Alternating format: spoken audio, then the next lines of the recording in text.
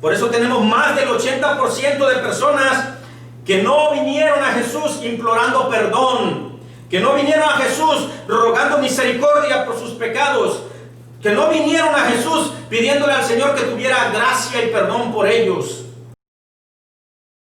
Entonces ese tipo de evangelismo, de que Jesús te ama, de que Jesús tiene un plan maravilloso para ti, de que Jesús te quiere prosperar, de que Jesús te quiere dar todo lo que anhelas en nuestra vida, no es el verdadero evangelismo, no es un evangelismo correcto, hermanos.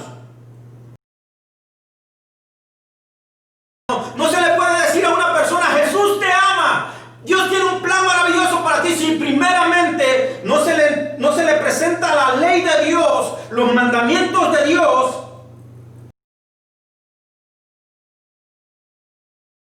El evangelismo que muchas veces se lleva en estos tiempos es un evangelismo centrado en el hombre.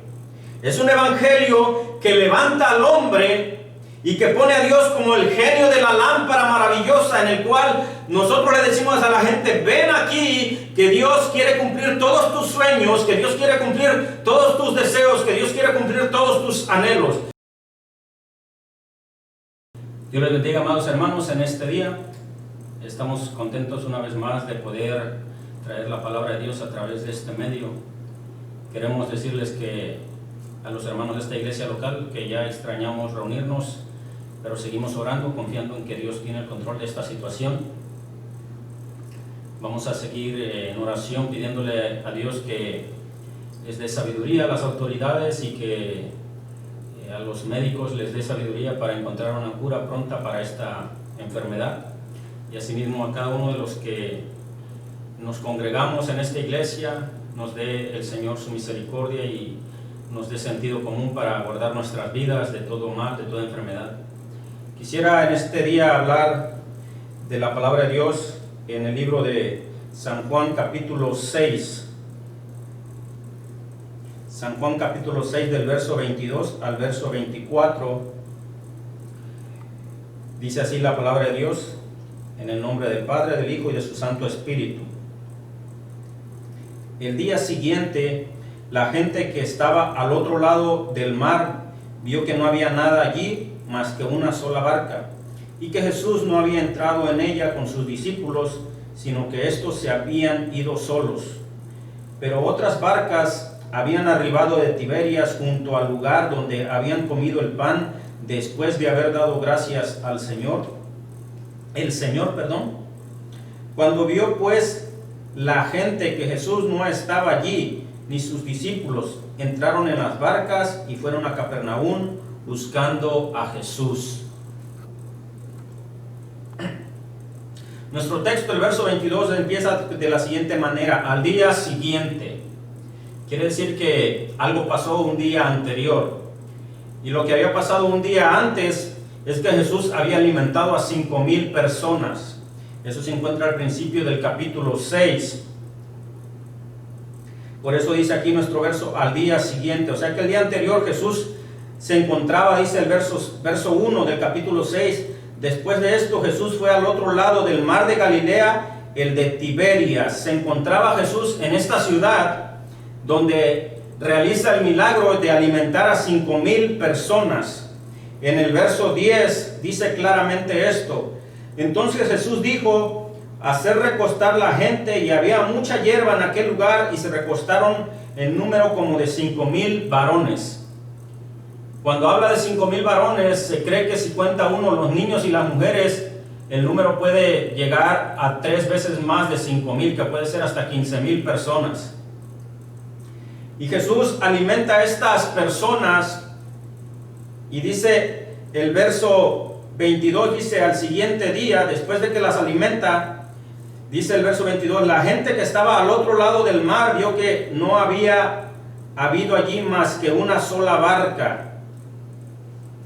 Lo que pasó, hermanos, es que el día anterior, cuando Jesús alimentó a estas 5,000 personas, el verso 16 dice que al anochecer descendieron sus discípulos al mar y entraron en una barca, iban cruzando el mar hacia Capernaum. Estaba ya oscuro y Jesús no había venido con ellos.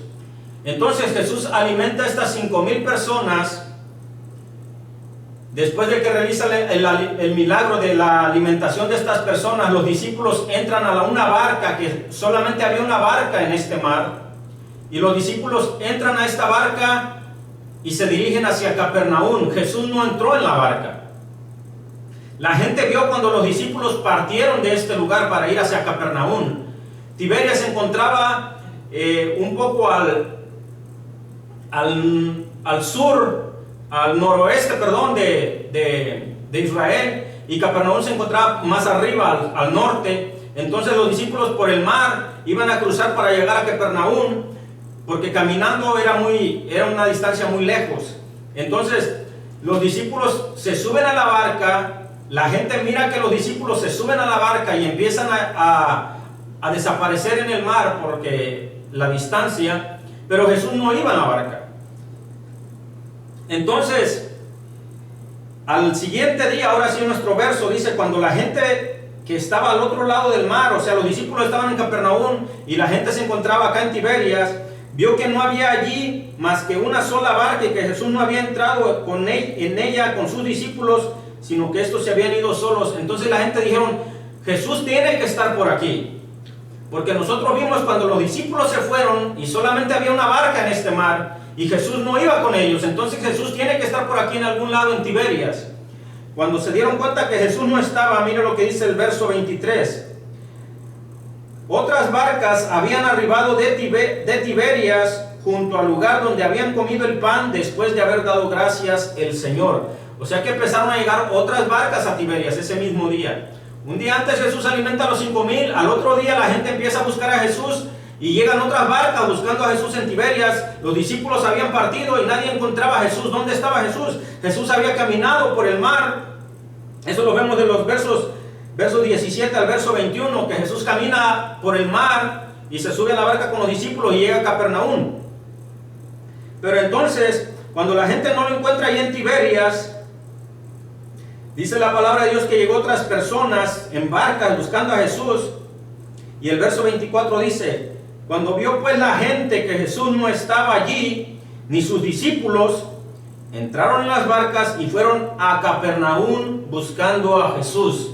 Entonces la gente llegó a la conclusión de que Jesús no estaba en Tiberias. La gente empezó a subirse a las barcas, iba buscando a Jesús y se fueron con dirección a Capernaum. El verso 25 y verso 26 nos dice de la siguiente manera. Hallándole al otro lado del mar, o sea en Capernaum, le dijeron, Rabí, ¿cuándo llegaste acá? Jesús les responde y les dijo, de cierto os digo que me buscáis, no porque habéis visto las señales, sino porque coméis el pan y os saciasteis. Jesús conocía los corazones. Jesús conocía, dice Mateo capítulo 9, que no había necesidad de que nadie le dijera a Jesús lo que la gente pensaba, porque Él conocía los pensamientos de estas personas. Jesús conoce los pensamientos de todo el mundo. Y Jesús expone aquí el verdadero motivo por el cual lo buscaban. Jesús les dice a ellos, ustedes me están buscando y ustedes me están siguiendo, no porque habéis visto las señales de la alimentación de los 5,000. Eso no les impresionó a esta gente, no los convenció de que Jesús era el Mesías. Lo que esta gente buscaba de Jesús es simplemente, dice aquí el verso 26, porque comisteis el pan y os saciasteis.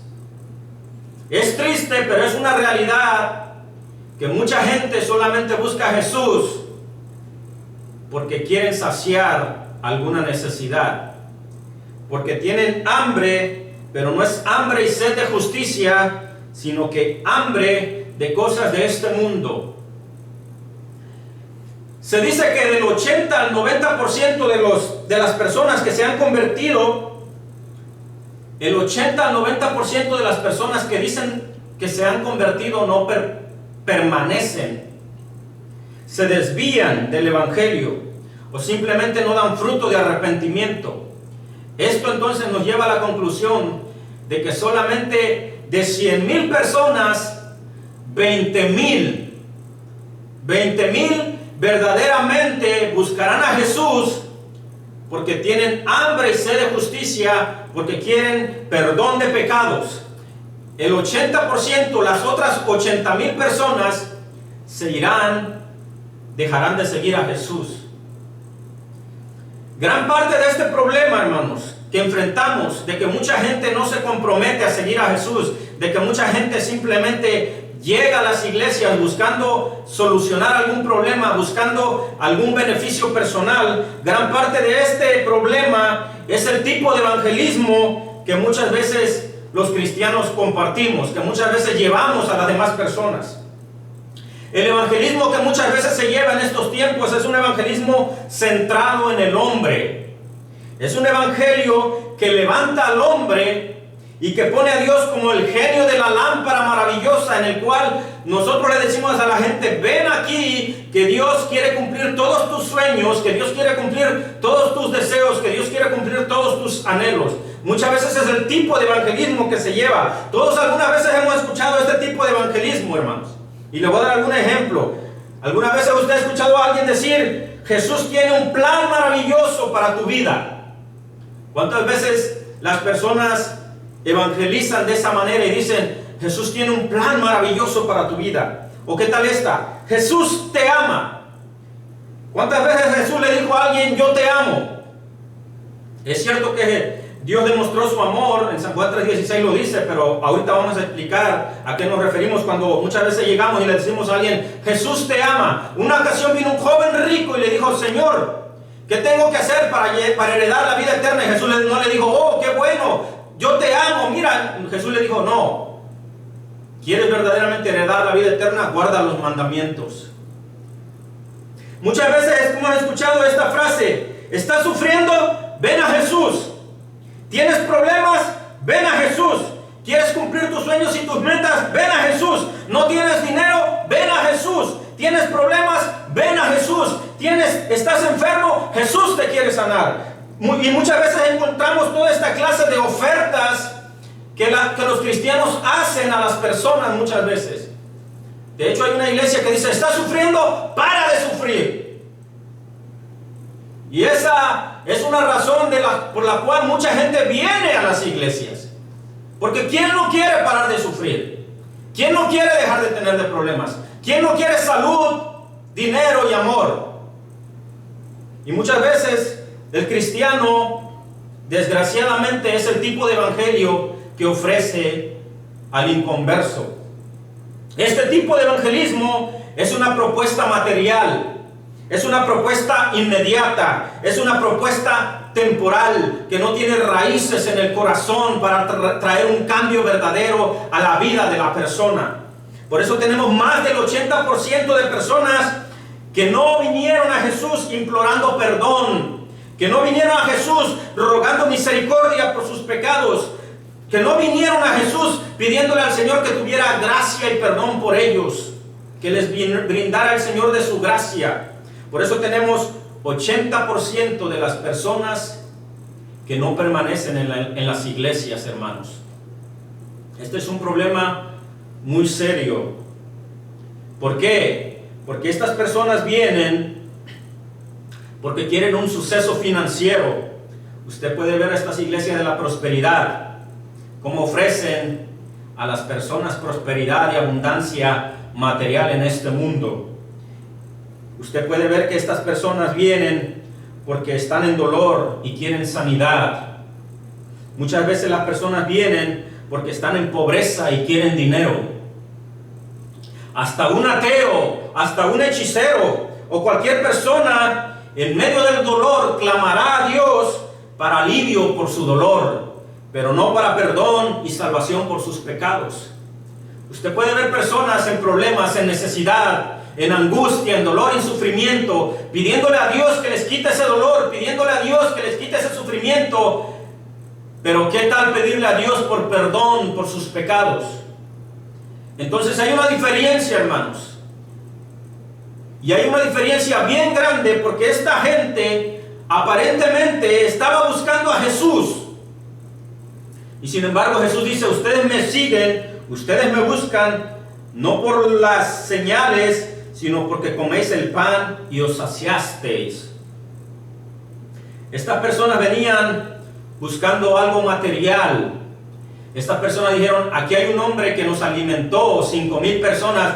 Quizás hoy, al otro día, dijeron, vamos a buscarnos, quizás nos vuelva a alimentar. Entonces Jesús, cuando Jesús no cumple los sueños, cuando Jesús no cumple las expectativas de estas personas, ya que Jesús no les da la prosperidad que ellos buscaban, ya que Jesús muchas veces no da la prosperidad a todo el mundo, eso es algo secundario. Las personas se van. ¿Por qué? Porque Jesús no cumplió lo que ellos esperaban, por lo cual ellos lo andaban buscando. Y de hecho, estas personas que buscaron a Jesús también se fueron. Más adelante lo vamos a ver. Imagínense, el método de evangelismo que usamos muchas veces, que se usa, no es el método correcto. Por eso es que la gente viene a la iglesia en algún momento de desesperación, queriendo que Dios alivie ese dolor, queriendo que Dios solucione ese problema, y la iglesia muchas veces ofrece esa solución diciendo que Jesús le va a traer la solución a todos esos problemas. Imagínense al mayor narcotraficante, a la persona que tiene mucho dinero, a la persona que está envuelta en cosas ilícitas. Usted viene y le dice, ¿sabías que Jesús tiene un plan maravilloso para ti? Él entonces dirá, ¿será que Jesús me va a poner en contacto con otros compradores de droga para que mi negocio sea más grande? Él pensará de esa manera. ¿Por qué? Porque no tendrá una mente renovada, porque todavía no ha nacido de nuevo. Entonces, en su carnalidad, él pensará que Jesús le va a prosperar aún más. Imagínese a una ramera decirle, Jesús tiene un plan maravilloso para ti. Ella quizás dirá, oh, ¿será que voy a tener un cliente? ¿Voy a tener más clientes? ¿Voy a tener más dinero ahora? Imagínese a un borracho decirle a nosotros, Jesús tiene un plan maravilloso para ti. Este borracho quizás dirá, ¿será que van a regalar la cerveza ahora? Jesús va a hacer que me hagan una entrega de cerveza gratis por un año o algo así. Entonces, así no se evangeliza diciendo, Jesús tiene un plan maravilloso para ti, Dios te ama, Dios quiere cumplir todos tus sueños, Dios quiere cumplir todas tus metas, todos tus anhelos. Ese no es el método correcto de evangelizar. Así no se evangeliza. Todo pecador tiene que ser llevado al arrepentimiento y a la fe en Cristo Jesús. Ese es el verdadero evangelismo. Llevar a un pecador al arrepentimiento primeramente, de que es pecador, que reconozca sus pecados, y después a la fe en Cristo Jesús para perdón de sus pecados. Entonces la persona a la cual uno evangeliza tiene que saber primeramente que es pecador. La persona tiene que saber que es pecado primeramente. Y después que la persona sabe lo que es pecado, tiene que saber que él es pecador, igual que todo mundo. Y posteriormente, cuando ya esa persona sabe lo que es pecado y que él es pecador, el Espíritu Santo entonces hará la obra para que esa persona se arrepienta de sus pecados y clame a Dios por misericordia. Romanos 3:20 dice lo siguiente, amados hermanos.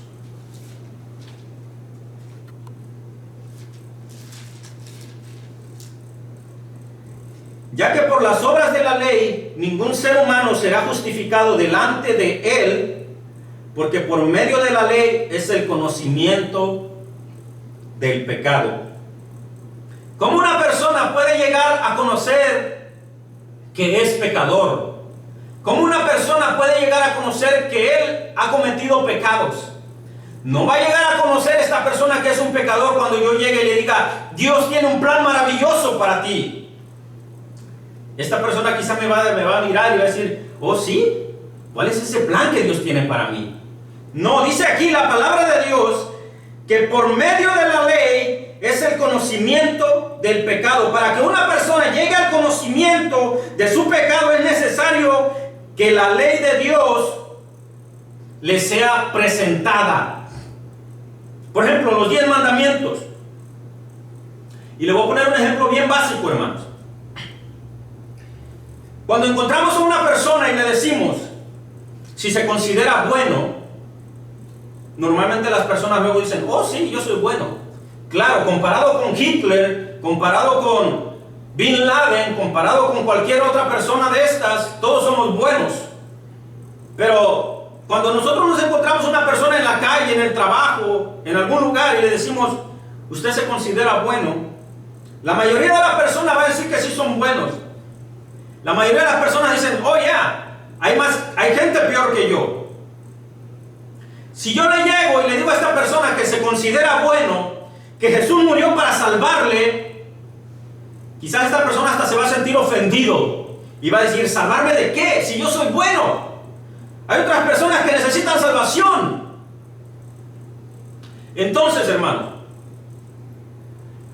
para que una persona pueda ver su pecado, dice aquí la palabra de Dios que por medio de la ley es el conocimiento del pecado. Entonces, ¿cómo llevamos a una persona que conozca lo que es pecado y que reconozca que él es pecador?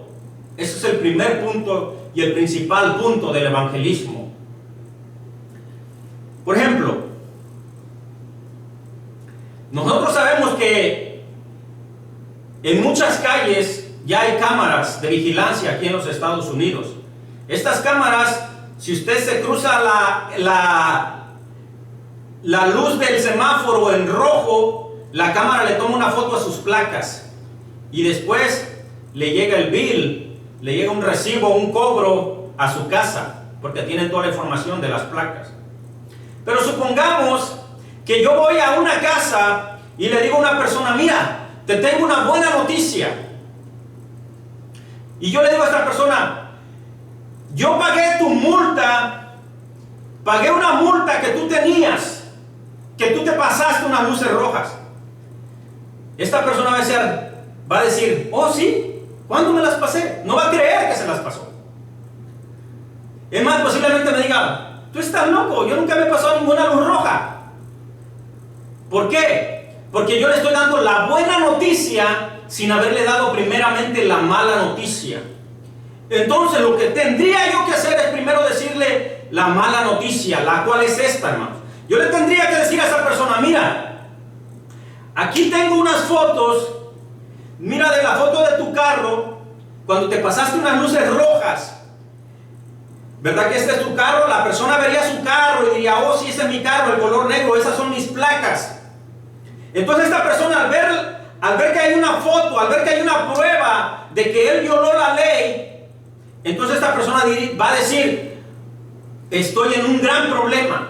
Entonces cuando esta persona después ve las fotos y ve que violó la ley, que está en un gran problema, y entonces yo le digo, pero no te preocupes, porque yo pagué esa multa por ti. Alguien pagó esa multa por ti, le podríamos decir. Entonces, ¿qué esa persona cómo reaccionaría? Diría, ¿de verdad alguien pagó la multa por mí? Sentiría un alivio y diría, wow, qué alivio. ¿Por qué? Porque verdaderamente yo le pasé esas luces, verdaderamente yo violé la ley, verdaderamente yo cometí una infracción y yo debería de pagar una multa, pero alguien pagó esa multa. Esta persona diría, qué bueno, gracias Señor. De igual manera, hermano, no se le puede decir a una persona, Jesús te ama, Dios tiene un plan maravilloso para ti, si primeramente no se le presenta la ley de Dios, los mandamientos de Dios, de que esta persona, al igual que todos nosotros, hemos faltado a los mandamientos de Dios. Entonces, lo primero que se hace es presentar la ley de Dios. Dice aquí, la ley es el conocimiento del pecado. La ley nos lleva a conocer nuestra condición de pecadores. Por ejemplo, si encontramos, como decía una persona, y le decimos, ¿usted se considera bueno? Y él dice, sí, yo me considero bueno. Lo primero que le diríamos sería, por ejemplo, ¿o sí? Vamos a ver si somos buenos verdaderamente. Dios tiene unos mandamientos, pero vamos a ver nada más 4 de ellos. Por ejemplo, no matarás. ¿Alguna vez usted ha matado a alguien? Si esta persona que se considera bueno va a decir luego, sí, yo nunca he matado a nadie. Mas sin embargo Jesús dijo que el que odia a su hermano, si algunas veces nos hemos llenado de odio contra otra persona, es como si hubiéramos cometido asesinato, como si hubiéramos matado a alguien. Otro mandamiento de Dios dice, no cometerás adulterio. Si le preguntamos a esta persona, ¿alguna vez usted ha cometido adulterio? Dirá, no, yo nunca he cometido adulterio. Yo soy fiel a mi esposa. Mas sin embargo la palabra de Dios dice que el que mira a una mujer para codiciarla en su corazón, ya cometió adulterio con ella en su corazón, dijo Jesús. Entonces otro mandamiento dice, no hurtarás. Esta persona que se considera buena, le podríamos decir, ¿alguna vez ha tomado algo que no le pertenece? Por muy mínimo que sea. Seguramente esta persona, en 3 mandamientos que llevamos, tendría que aceptar que en algún momento ha violado alguno de estos mandamientos. Otro mandamiento dice, no dirás falso testimonio. Le podríamos preguntar a una persona que se considera bueno, ¿alguna vez has mentido en toda tu vida? ¿Alguna vez has mentido? Entonces esta persona que se considera bueno dirá, bueno, de los 10 mandamientos yo por lo menos he guardado 8. Soy bueno todavía. No he matado a nadie. No me he robado nada grande. No he cometido adulterio. Mas sin embargo Santiago 2:10 dice lo siguiente: porque cualquiera que guarde toda la ley, pero ofendiere en un punto, se hace culpable de todos. Entonces, esta persona que se considera buena, que se considera un ángel, verdaderamente ha violado por lo menos un mandamiento de Dios, si no es que todos, hermanos. Y dice aquí la palabra de Dios que con tan solo violar uno de los mandamientos de Dios somos culpables de todos los mandamientos de Dios. Entonces ese tipo de evangelismo de que Jesús te ama, de que Jesús tiene un plan maravilloso para ti, de que Jesús te quiere prosperar, de que Jesús te quiere dar todo lo que anhelas en nuestra vida, no es el verdadero evangelismo, no es un evangelismo correcto, hermanos. Es un evangelismo que levanta al hombre, es un evangelismo que exalta al hombre y en lugar de humillarlo delante de Dios, él se considera bueno. Y por eso es que tenemos muchas personas que vienen a las iglesias con motivos incorrectos, buscando algún beneficio personal. Mire Romanos 3:19, seguimos con esta persona que se considera bueno. Cuando usted le da los 10 mandamientos de Dios para ver si verdaderamente él es bueno, mira lo que dice el capítulo 3, verso 19 de Romanos. Pero sabemos que todo lo que la ley dice, lo dice a los que están bajo la ley, para que toda boca se calle, toda boca se cierre y todo el mundo quede bajo el juicio de Dios. En otras palabras, hermanos, que cuando Dios nos juzga a través de la ley, de los mandamientos, dice que todo el mundo se va a quedar callado, porque verdaderamente hemos quedado cortos, verdaderamente hemos violado los mandamientos de Dios. Ahora, para aquellas personas que dicen que nunca han cometido ningún tipo de pecado, que han guardado los 10 mandamientos, porque aún así hay personas tan orgullosas que se atreven a decir ese tipo de cosas. Mira lo que dice aquí Romanos 2:16. Dios juzgará, dice aquí, aún los pensamientos impuros. Se dice que aproximadamente una persona tiene 30,000 pensamientos al día, 30,000. Si solo un pensamiento del día, si solamente una persona llegara a pensar en un día un pensamiento impuro, en un año tendría 365 pensamientos impuros. En 10 años tendría 3,650 pensamientos. Y dice aquí que aún en el día en que Dios juzgará por Jesucristo los secretos de los hombres. Los pensamientos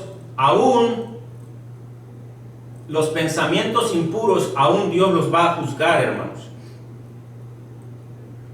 Y con tan solo un pensamiento impuro que uno tenga, ya quedó falto, ya quedó corto, ya es condenado por el juicio de Dios. Recibirá el juicio de Dios. Entonces, hermanos, esta persona que se dice ser buena, que no ha cometido ningún tipo de pecado, que no ha faltado a ninguno de los mandamientos de Dios, verdaderamente, si usted presenta la ley de Dios, se va a dar cuenta de que no hay justo ni aún uno.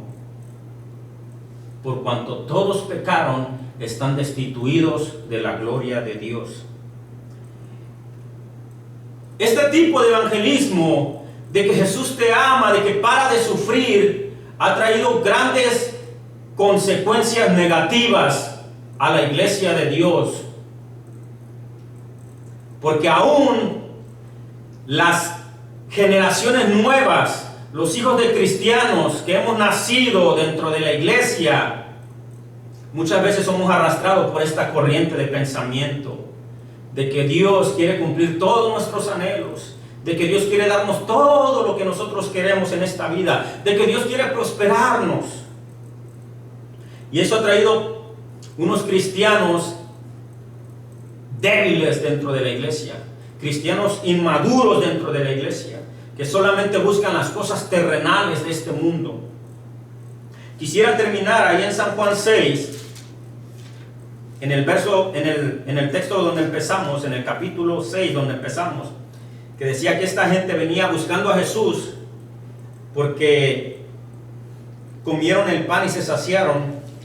Mire cómo termina este capítulo. En el verso 6, en el capítulo 6, verso 60 dice: al oír muchos de sus discípulos dijeron, dura es esta palabra, ¿quién la puede oír? Hermanos, Jesús les expuso a ellos los verdaderos motivos por los cuales ellos lo buscaban. Dijeron, Jesús les dijo, ustedes me siguen porque yo les doy de comer. Esta gente se sintió ofendida. Esta gente se sintió que Jesús les estaba hablando muy fuerte. Y dice aquí el verso 60, al oírlas, muchos de sus discípulos dijeron, dura es esta palabra, ¿quién la puede oír? Y mire cómo les contesta Jesús en el verso 66. Desde entonces muchos de sus discípulos volvieron atrás y ya no andaban con él. Cuando Jesús les habló así de duro, le dijo, ustedes me siguen porque les doy de comer, no por los milagros. Mucha gente, dice aquí, muchos de sus discípulos volvieron atrás, ya no andaban con Jesús. Y mire el verso 67. Dijo entonces Jesús a los 12, ¿queréis acaso iros también vosotros? Dura es esta palabra, hermanos, pero es una realidad. Que mucha gente solamente sigue y busca a Jesús por algún bien personal, no por quererse arrepentir de sus pecados, no porque verdaderamente busquen en la misericordia y el perdón de Dios. Y Jesús le dice aquí a sus discípulos, cuando la gente empezó a irse, Jesús le dice aquí a sus discípulos, ¿queréis acaso iros vosotros con ellos?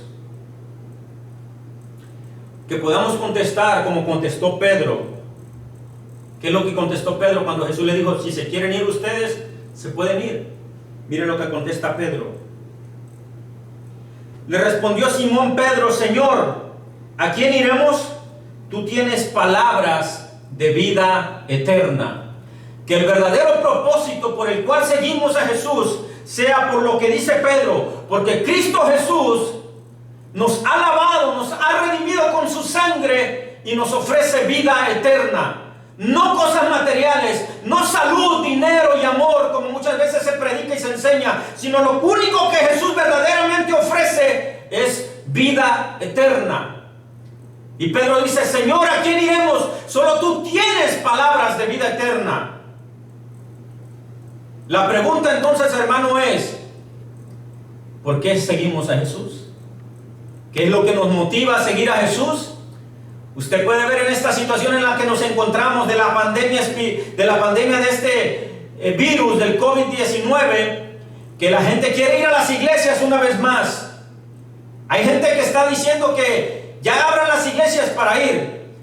La pregunta es, analizándonos cada uno de nosotros, ¿por qué queremos una vez más ir a las iglesias? ¿Deseamos escuchar la palabra de Dios?